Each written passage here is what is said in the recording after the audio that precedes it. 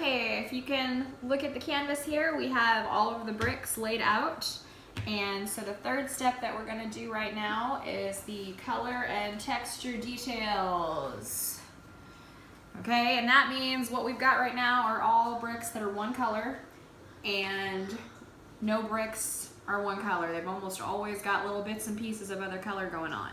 So what I've mixed up here on the plate is I have a dark and I have kind of a lighter version of this tone right here, and I have a smaller sponge that I'm working with, and what we're gonna do is just get a tiny bit of paint on here, and I'm gonna work with the dark first, and I'm just gonna go through, we'll go right here, and on every brick I'm just gonna randomly put on some more texture here and there of these two colors. Random is the most important thing with this, because if they are all exactly the same, it's not realistic. So maybe some have a lot of this brown,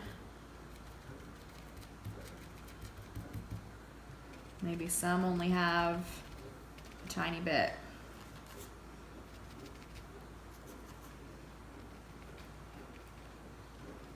So you want people who can be patient, who can kind of play with it. If you want to look at your reference, maybe your reference will show you exactly, you know, which bricks would have more darks and lights.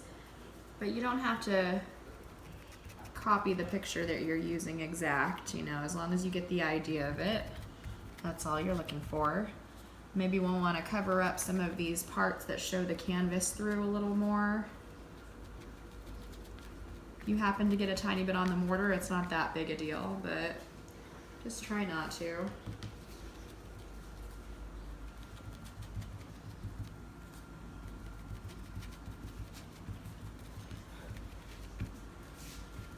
Okay, and then once we've got the darks all where we want them, we're gonna go to the lighter color. You can even just use the same sponge, and you can dip it into the lighter one here. And you don't want to overdo the light one, because we don't want it to become so light that it's now going to be the same tone as our mortar, but just here and there, we're going to kind of put on just a little bit of texture. So already we've got more life to our bricks, and we'll show you this from a distance when we get all done with it. It'll really look cool from a distance. Maybe some have just a little bit, maybe some have a lot.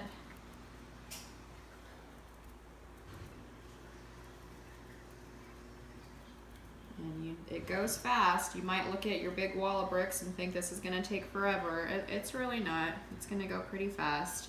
So it's already looking kind of cooler.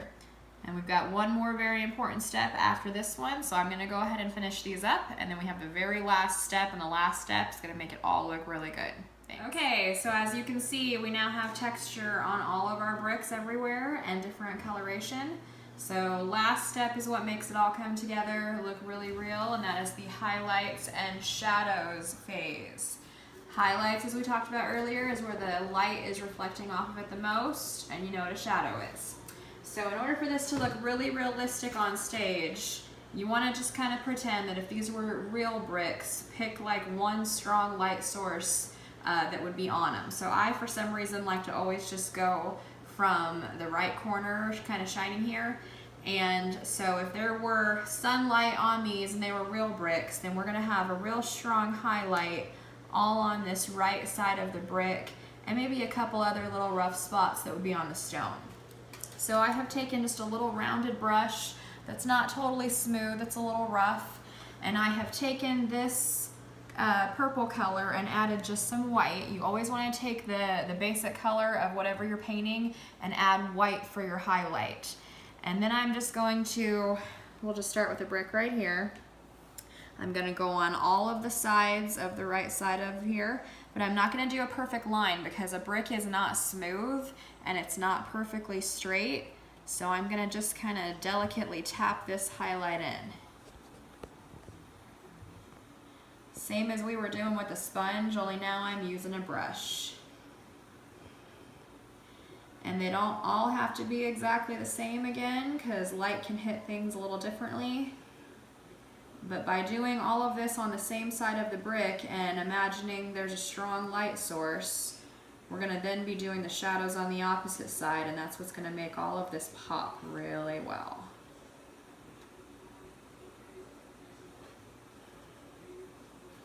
So I'm going to do a couple rows for you, and then we are going to do the shadowing.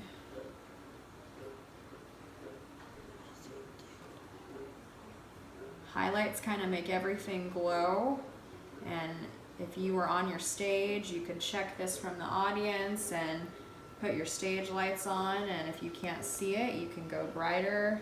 Sometimes your highlights can be just a true white, but often you can just take whatever color you used for the object you painted, whether it's brick or stone, and you just lighten it a lot by adding white. So all of our corners have a strong one, and then I'm just randomly tapping here or there on the actual middle part of the brick to give it a few more little highlights. If you ever look at things in art class, like when you draw an apple or a plate and you got that little shiny streak, that's a highlight. Everything has a highlight if there's a light source. So if you don't have a highlight, whatever you have painted is not complete.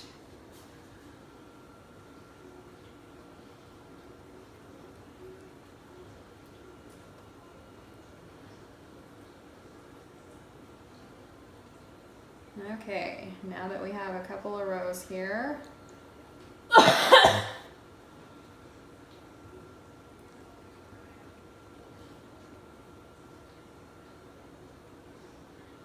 alright, I'm going to put this to the side, and I have mixed up my shadow. Alright, for the shadow, shadows are going to be casted by the brick because the brick sticks out just a little bit, and so the shadow is always going to be on the opposite side of that highlight. Shadows are transparent, that means you can see through them, always. A casted shadow is transparent, so that means I have taken a nice dark brown color and I have added water to it, and I have mixed it up to where I just get a thin consistency. It's going to kind of look maybe like hot chocolate, a little thick, but you want to just kind of do a test on the side of your glass, and if you can see through it, it's fine. So I'm using a rounded brush that's more smooth for a shadow. I don't want it to be so rough for the shadow because shadows are smooth. And so for this, we're going to start right here. I'm going to start just at the corner right here and smoothly go on the outside of the brick. I'm not going to go on the brick at all. And I'm just rounding the corner, and then I'm stopping right there. Now these I want kind of even, and the reason is if someone put a brick wall on my house, most of them are going to stick out only a tiny bit, and they are going to be fairly consistent. So they don't all have to be perfectly matching, but you're going to have a similar consistency of shadow on every brick.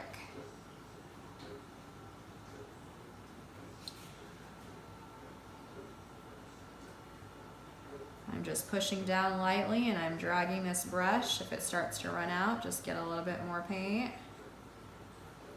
And then I just bring it up on the sides.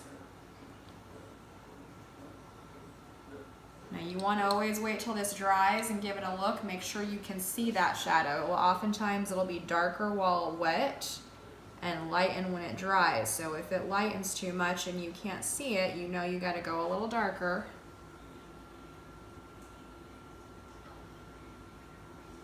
Also, we talked about earlier, you could paint your bricks vertical if they were already on your wall on stage, or if you had already wrapped your pylon. So if you're gonna do that, this is the stage where you really want to be careful and make sure that your shadows are not too runny, because if they are, they're gonna drip, and then you're gonna have a problem of having to quickly clean up so you don't have shadow drip marks everywhere.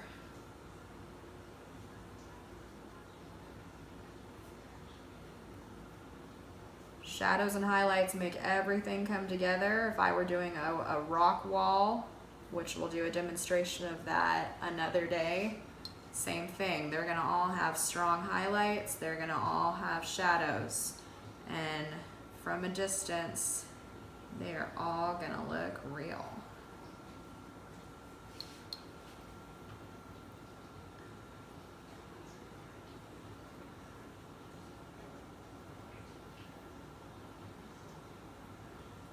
Okay.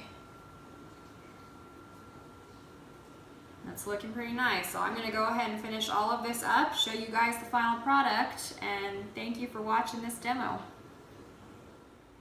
Go. Okay, so as you can see, our brick is all done, and from the audience, looks pretty good. So you can do this with all of your classes, or you can do it yourself, or if you don't have time to have this done, go ahead and give me a message, or contact me on this page or on Facebook at The Artful Fits.